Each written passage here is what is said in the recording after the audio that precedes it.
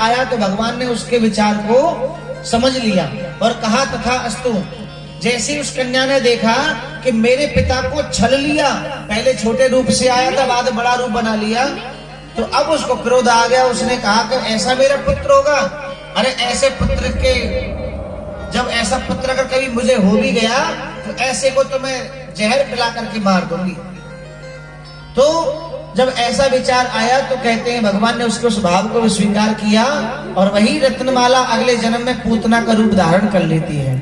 बोलो वामन भगवान की।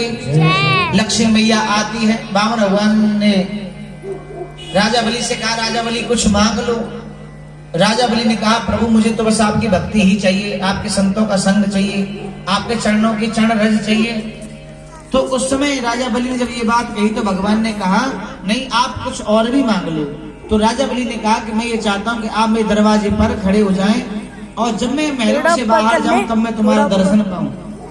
भगवान ने उसके भाव को स्वीकृत करने के बाद में आज दरवाजे पे एक डंडा लेकर के खड़े हो गए चौकीदार के रूप में।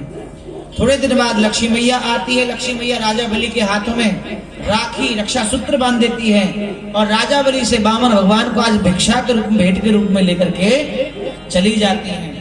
बोल लक्ष्मी नारायण भगवान की। इस प्रकार से राजा बलि पर भगवान ने कृपा की और राजा बलि पर जब भगवान ने कृपा की तो बड़े प्रसन्न हुए राजा बलि।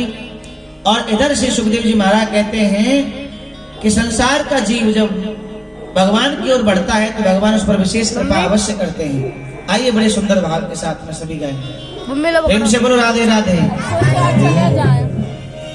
रूबी दीदी कई दिन बोले थे तो आज मौका मिला वो तेरी बन जाएगी गोविंद गाय से, तेरी बन जाएगी गोविंद गाय से, तेरी बन जाएगी गोविंद गाय से।